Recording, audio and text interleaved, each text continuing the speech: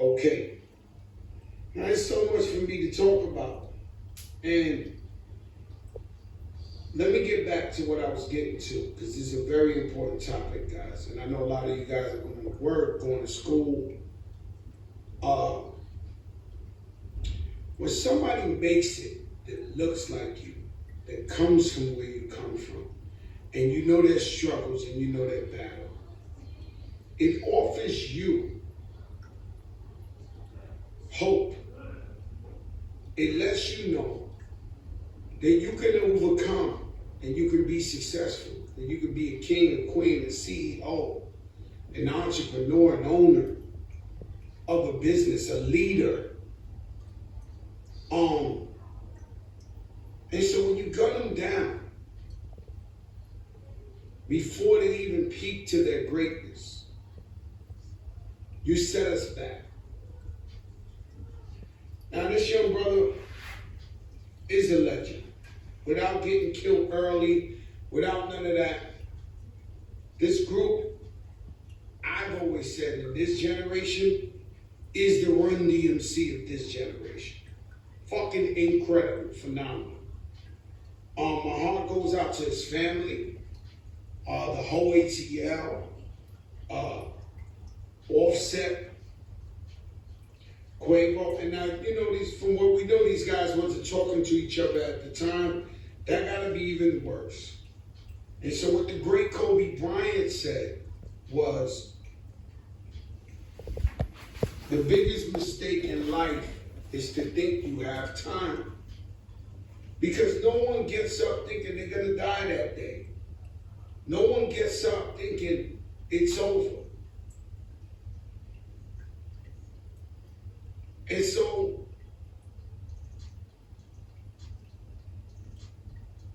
it was a sad day yesterday for hip hop. I spoke to Fabulous briefly. And Fab, if you know Fab, he don't talk much. I done sat next to him for an hour and we might say, yo, yeah, talk about an outfit or something. Yesterday he wouldn't get off the phone. Talking about, yo, life is short, we gotta enjoy, we gotta this, we gotta that. And so I'm blessed, right? I never thought I'd be blessed. And so I feel like you got Joey Crack, you got the Fat Gangster, you got the Don Cartagena, you got Fat Joe. I feel like we all praying to a God. Whether it's Allah, whether it's Jesus Christ, whether it's the Messiah, whether it's...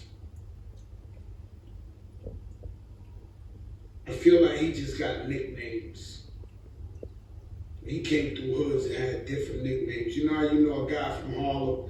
They might know him by something else in Brooklyn. They might know him by something else in the ATL. But as long as you got God in your heart, and you believe that there's a God out there, that this world would never have been created without God. The God of wind, the God of the sun, the God of life, the God of everything. And so,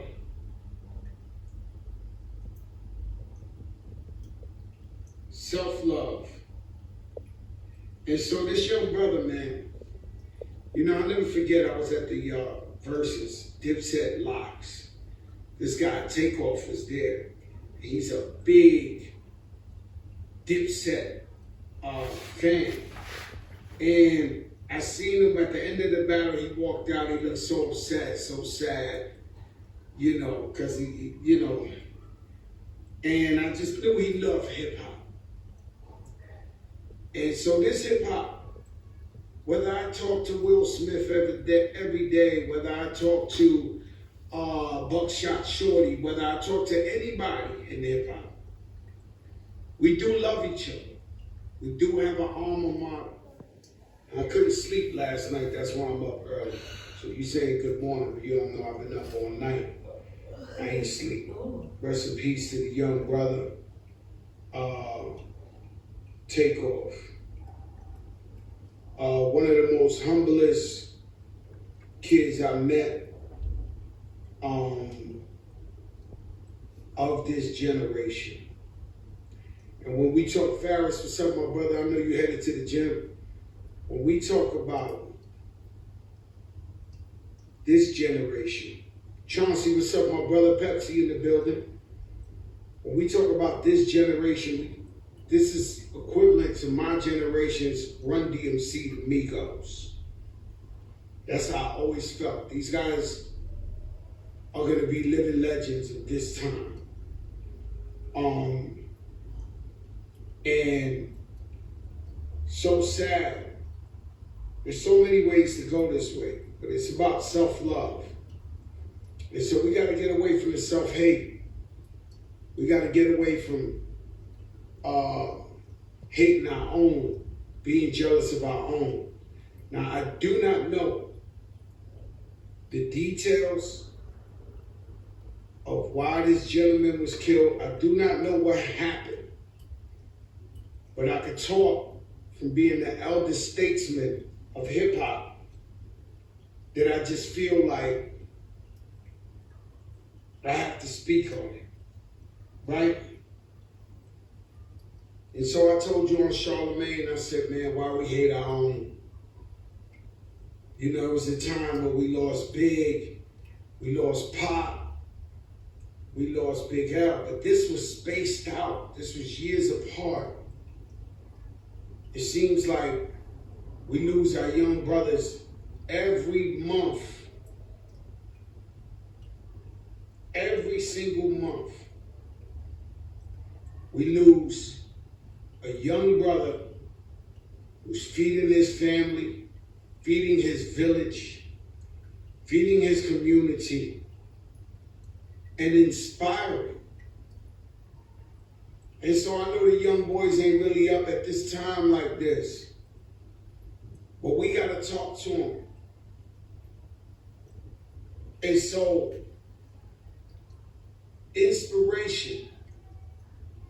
When somebody makes it out the hood that looks like you, that talks like you, that been through what you've been through,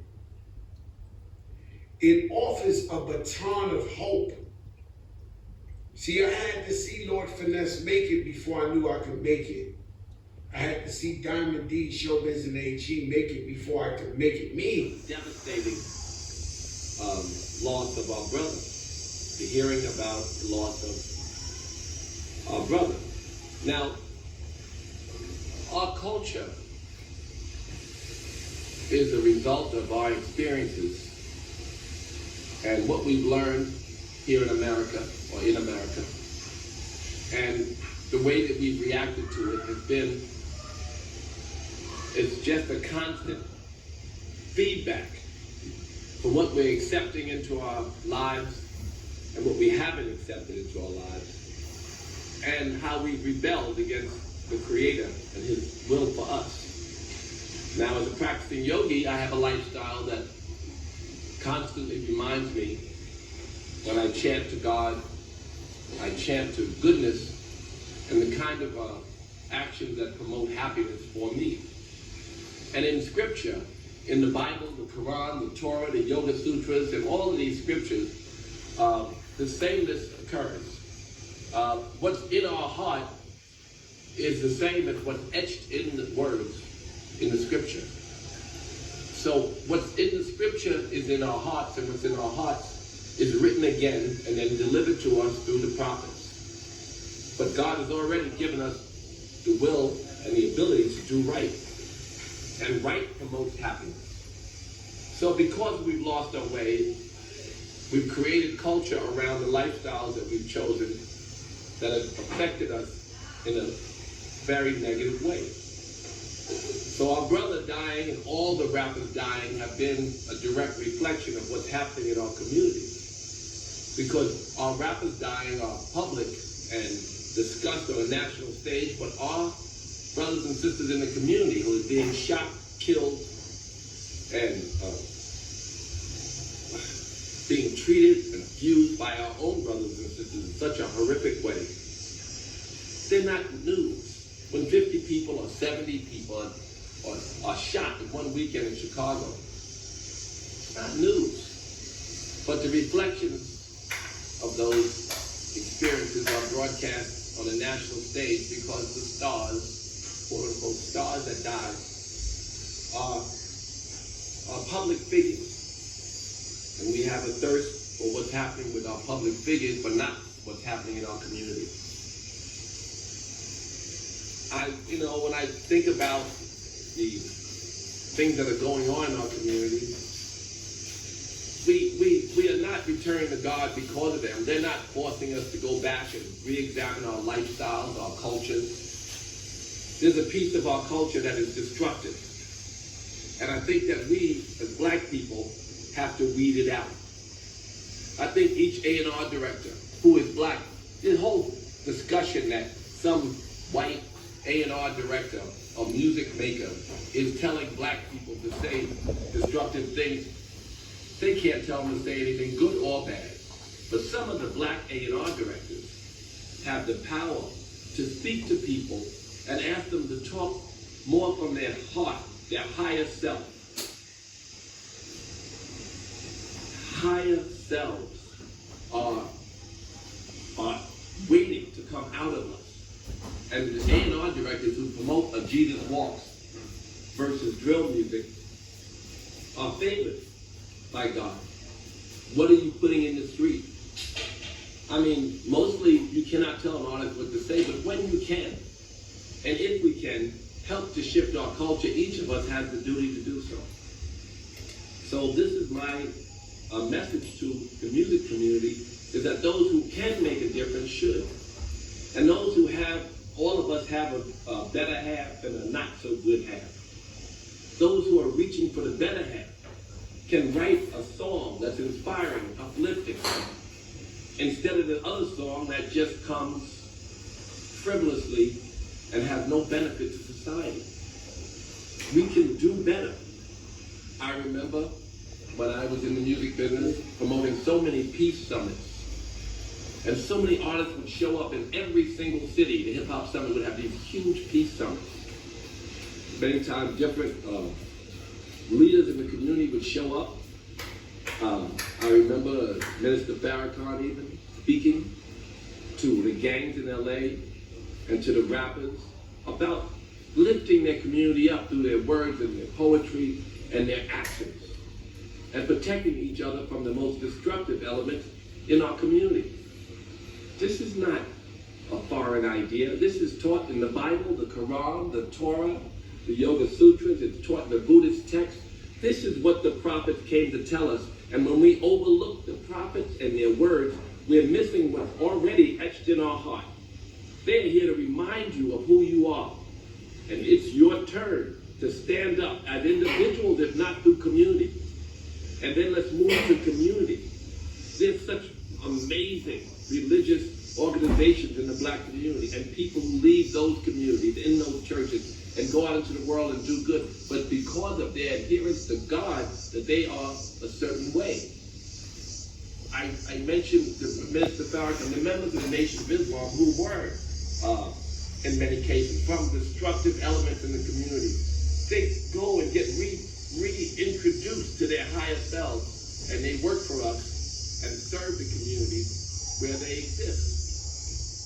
This is what we want from each of us, to grow towards God. Every time a young person is misled and an old person encourages or supports that, it's selfish, because the older person knows better.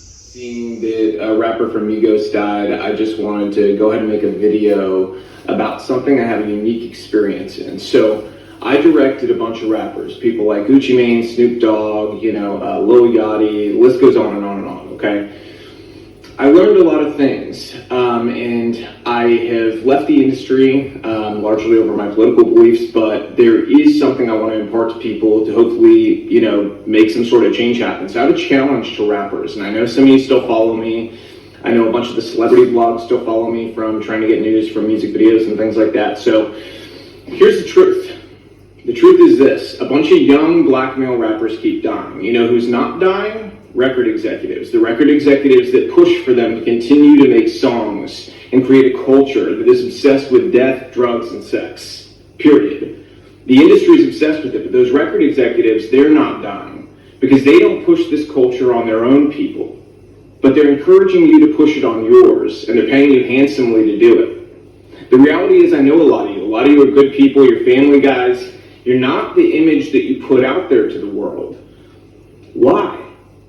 Why don't you be the example? Stand up. I challenge you. Be the example. Make music about the culture you want to see. Don't just get online today and talk about how, whenever a rapper makes it, his own people take him down. Don't just make those videos. Don't be sad. Don't rest in peace. None of that stuff. Be the change you want to see. Inspire it in your community. Reach out to other rappers and say, we have to stop. We're being used. You've been used for a long time. They create this paradigm to make you believe that you're so important and your celebrity status is worth so much, but in truth, you're a pawn in their game and you always have been. The government has wanted to hold down communities of people in different ways through different methods for a very long time. Their method in the Black community has been to use entertainment to create a culture obsessed with death, drugs, sex, and money, so that they could create a false paradigm of what happiness and what success really was. And in doing so, they created a world that also made people more dependent on government, and as a result, gave themselves more power. The record executives that push you to do this, to go and continue to profit off the backs of your work, they're in cahoots with the elite. They're in cahoots with the government. They want you to think you're important, but in truth, you're just doing their dirty work for them, so stop. They've empowered you in ways that are real. You have an audience. You have platforms. You have the ability to make change. So go against the grain together. They're more afraid of you all together standing up and creating a new culture that's built around family, faith, freedom, doing the right thing, valuing life, than they are of anything else. So I challenge you. Use your power to do the right things. If you continue to do the same thing you've done, more rappers like this are going to die. How many have to die before you change the culture? And let me tell you something else. There's a reason the record labels pay us more to do rap videos. They don't tell you that, do they? Do they tell you that they pay us more to do your videos? Because they do. They do it because they know it's more dangerous. They do it because they know it's more difficult, and they do it because, frankly, there's a lot of money laundering involved. Those labels wash a bunch of money through. We don't do it, but we know the labels are doing it 100%. Okay, they're then taking the money off the top end, and you see on your royalty check, oh, they spent $150,000 on this video. Did they? Because we didn't see $150,000. Because we didn't see $150,000. Okay, so where did the money go? And to who? Their friend's company? A lot of times that's the case. Same thing with insurance companies. They charge us more to insure your videos. And it's because they know the culture that's been created. They know that the only possibility of a music video being shot up is on a rap video. And that's the truth. So change the culture. You have the power. Your people deserve it.